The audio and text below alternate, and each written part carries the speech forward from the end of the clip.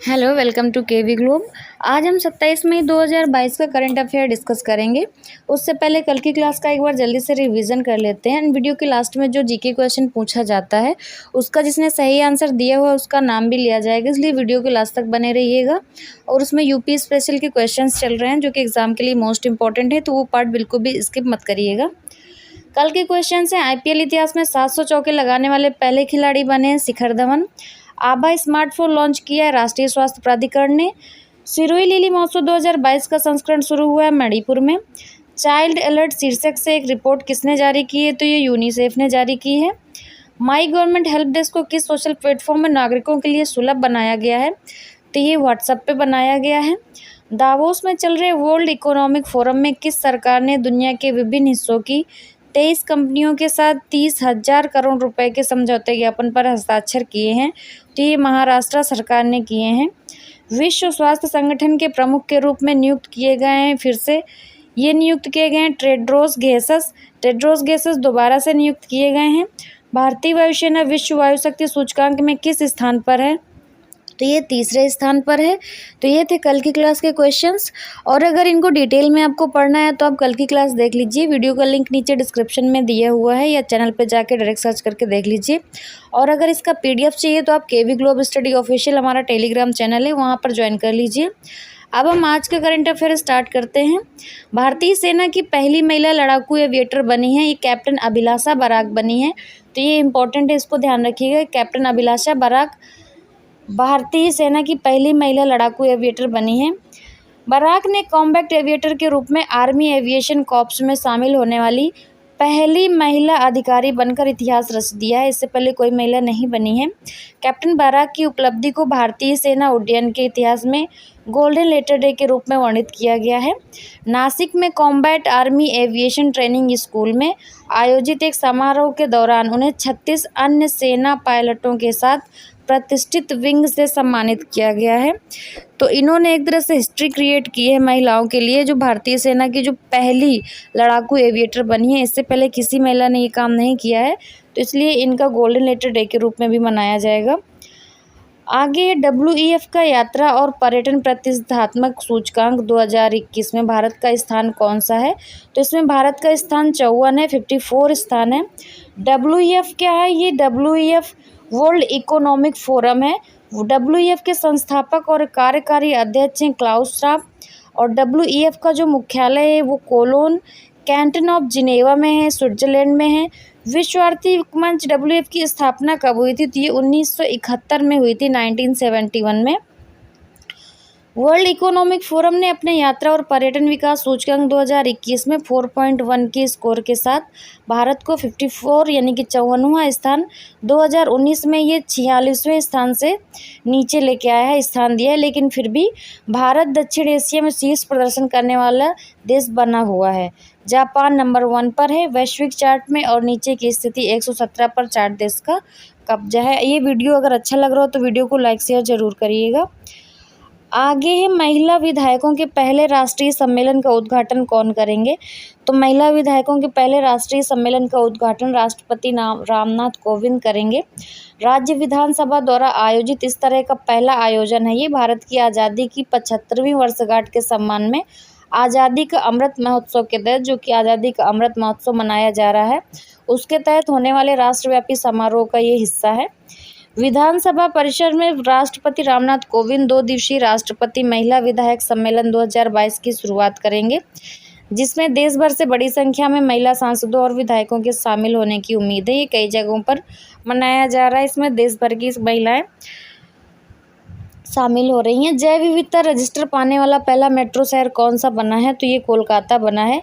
जैव विविधता रजिस्टर पाने वाला पहला मेट्रो शहर कोलकाता के 520 पन्नों के जैव विविधता रजिस्टर, जिसकी एक प्रति द टेलीग्राफ के पास है, में पेड़ों की 138 प्रजातियों, 26 प्रकार की चीनी सब्जियों, औषधीय पौधों की 33 प्रजातियों और लगभग 100 अन्य पौधों की प्रजातियों का दस्तावेजीकरण किया गया है। कोलकाता देश का पहला मेट्रो शहर है जिसने जैव विविधता का विस्तृत रजिस्टर तैयार किया है। कोलकाता नगर निगम ने पीपल्स बायोडायवर्सिटी रजिस्टर जारी किया है, जो शहर में फूलों और जीवों की किस्मों के साथ साथ इसके भूमि उपयोग और मानव गतिविधियों के विवरण के साथ एक दस्तावेज है। बैंकों को सभी एटीएम में कार्डलेस नकद निकासी की सुविधा देने का किसने निर्देश दिया है? तो ये आरबीआई ने दिया है, क्योंकि आरबीआई है बैंकों की, तो जो भी निर्देश बैंकों के लिए आते हैं तो आरबीआई से ही आते हैं। अब एटीएम से कार्डलेस जो है आप विड्रॉ कर सकेंगे। तो आरबीआई ने सभी बैंकों से उपभोक्ताओं को अपने एटीएम पर इंटर ऑपरेबल का कार्डलेस कैश विड्रॉल का विकल्प देने का आग्रह किया है। ग्राहक प्राधिकरण यूपीआई का उपयोग करके ये किया जाएगा, लेकिन निपटान राष्ट्रीय वित्तीय स्विच एटीएम नेटवर्क के माध्यम से ही किया जाएगा। एक अधिसूचना में इंटरचेंज शुल्क और ग्राहक शुल्क परिपत्र में निर्धारित लागतों के अलावा किसी भी अन्य लागत को लागू किए बिना ऑन ऑफ ICCW लेन देन आयोजित किया जाएगा। इससे पहले अभी कुछ बैंकों ने यह स्टार्ट किया था कार्डलेस सुविधा, अब ये सभी बैंकों के लिए निर्देश दिया गया है। आगे देखते हैं, ओलंपिक मूल्य शिक्षा कार्यक्रम कहाँ शुरू हुआ है? तो ये भारत में ओडिशा में शुरू हुआ है। तो ओडिशा में शुरू हुआ ओलंपिक मूल्य शिक्षा कार्यक्रम। अंतर्राष्ट्रीय ओलंपिक समिति का मुख्यालय कहाँ है? तो ये लुसाने स्विट्जरलैंड में है। अंतर्राष्ट्रीय ओलंपिक समिति के जो महानिदेशक हैं वो क्रिस्टोफ टी केपर, और इसकी जो स्थापना हुई अंतर्राष्ट्रीय ओलंपिक समिति की, तो ये 23 जून 1984 को हुई है, पेरिस और फ्रांस में। ओडिशा में मुख्यमंत्री नवीन पटनायक ने अभिनव बिंद्रा फाउंडेशन ट्रस्ट का सहयोग से अंतर्राष्ट्रीय ओलंपिक समिति के ओलंपिक मूल्य शिक्षा कार्यक्रम का शुभारंभ किया है। ओवीपी संसाधनों का एक व्यवहारिक सेट है जिसका उद्देश्य युवाओं को उत्कृष्टता, सम्मान और दोस्ती के ओलंपिक मूल्यों से परिचित कराना है। ये एक मूल्य आधारित पाठ्यक्रम होगा जिसे शुरू में राउरकेला और भुवनेश्वर के 90 स्कूलों में लागू किया जाएगा। विश्व आर्थिक फोरम की एक नई पहल है ग्लोबल कोलैबोरेशन विलेज। तो ग्लोबल कोलैबोरेशन विलेज ये विश्व आर्थिक फोरम ने नई पहल शुरू की है। WEF ने अपनी दावोस बैठक के दौरान घोषणा की है कि ये सार्वजनिक निजी सहयोग के वर्चुअल भविष्य के रूप में ग्लोबल कोलैबोरेशन विलेज का निर्माण कर रहा है। ये पहल एक्सचेंजर और माइक्रोसॉफ्ट के सहयोग से शुरू की जा रही है। WEF ने मेटावर्स को परिभाषित करने और बनाने के लिए पहल शुरू की और ये महत्वपूर्ण वैश्विक मुद्दों को संबोधित करने के लिए प्रमुख वैश्विक हितधारकों को एक साथ लाएगा। आगे 2022 में ब्रिक्स संस्कृति मंत्रियों की बैठक की मेजबानी किस देश ने की है? तो ये चीन ने की है।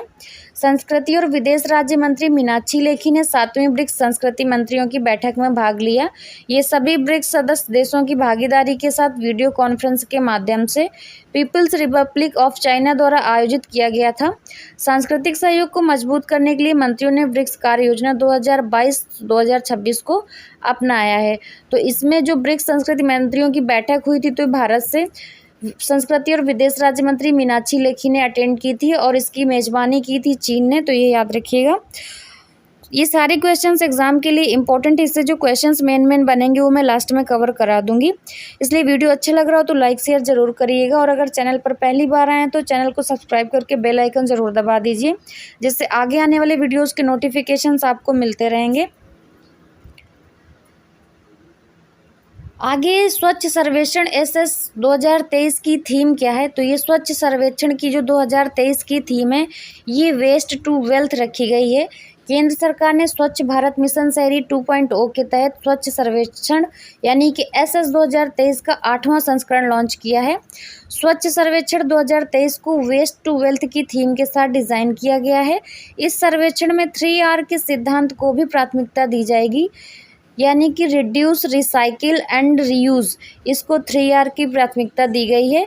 SS 2023 में यानी कि स्वच्छ सर्वेक्षण 2023 में मूल्यांकन पहले के संस्करणों में 3 चरणों के बजाय 4 चरणों में आयोजित किया जाएगा, और इसका जो मेन हाईलाइट है 3R का तो वो रिड्यूस, रिसाइकिल एंड रीयूज़ है। इसको ज़रूर आप ध्यान रखिएगा। और इसकी जो थीम है वेस्ट टू वेल्थ है SS 2023 की, यानी कि स्वच्छ सर्वेक्षण की जो केंद्र सरकार द्वारा चलाया जा रहा है स्वच्छ भारत मिशन शहरी 2.0। ये थे आज की क्लास के सारे टॉपिक। अब इससे जो क्वेश्चंस बने हैं मेन वो एक बार जल्दी से देख लेते हैं।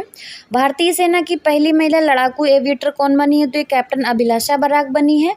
WEF का यात्रा और पर्यटन प्रतिस्पर्धात्मक सूचकांक 2021 में भारत का कौन सा स्थान है? तो 54 है, 54 है। महिला विधायकों के पहले राष्ट्रीय सम्मेलन का उद्घाटन कौन करेंगे? तो ये राष्ट्रपति रामनाथ कोविंद करेंगे। जैव विविधता रजिस्टर पाने वाला पहला मेट्रो शहर कौन बना है? तो ये कोलकाता बना है। बैंकों को सभी ATM में कार्डलेस नकद निकासी की सुविधा देने का निर्देश दिया है, तो ये RBI ने दिया है। रिजर्व बैंक ऑफ इंडिया ने ओलंपिक मूल्य शिक्षा कार्यक्रम कहाँ शुरू हुआ है? तो ये भारत में ओडिशा में शुरू किया गया है। विश्व आर्थिक फोरम की नई पहल क्या है? तो ग्लोबल कोलैबोरेशन विलेज है। 2022 में ब्रिक्स संस्कृति मंत्रियों की बैठक की मेजबानी किसने की है? तो ये चीन ने की है और भारत की राज्य मंत्री मीनाक्षी लेखी ने इसको अटेंड किया है।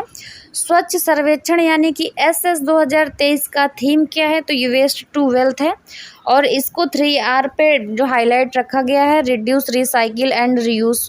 तो आपको ये याद रखना है। तो ये थे आज की क्लास के सारे क्वेश्चंस। अगर इन क्वेश्चंस को आप PDF चाहिए इनकी, तो आप टेलीग्राम चैनल ज्वाइन कर लीजिएगा। वहाँ आपको शेयर कर दी जाती है। PDF का कोई चार्ज नहीं है। लिंक से आप ज्वाइन करिएगा, लिंक नीचे डिस्क्रिप्शन में दिया हुआ है। अब हम कल का क्वेश्चन देख लेते हैं जो कि आप लोगों से पूछा गया था। क्वेश्चन था, उत्तर प्रदेश में विधानसभा को भंग करने का अधिकार किसे है? तो इसके 4 ऑप्शन दिए हुए हैं। ऑप्शन ए राज्यपाल को, ऑप्शन बी राष्ट्रपति को, ऑप्शन सी मुख्यमंत्री को, या ऑप्शन डी किसी को नहीं। तो इसका सही आंसर है ऑप्शन ए राज्यपाल को। इस क्वेश्चन के कई सारे लोगों ने सही आंसर दिए हैं, उनके नाम मैं बता देती हूँ। उनके नाम है रंजन कुमार दास, उमा मीना, निकिता तंवर, सुनीता गोदाना, विक्रम सिंह, वेद प्रकाश, कमलेश कुमार यादव, अमित कुमार, सुनंदा वाथम और मोनिका। इन लोगों ने इसका सही आंसर दिया हुआ है। अब हम आज का क्वेश्चन देख लेते हैं। आज का क्वेश्चन है, उत्तर प्रदेश में सर्वाधिक प्रचलित लोक नृत्य कौन सा है? ऑप्शन है छपेली, ऑप्शन बी नौटंकी, option C karma, option D चौनफुल। तो इसका सही आंसर आप कमेंट बॉक्स में कमेंट करके बता दीजिएगा। और अगर वीडियो अच्छा लगा है तो वीडियो को लाइक शेयर ज़रूर करिए। And thanks for watching.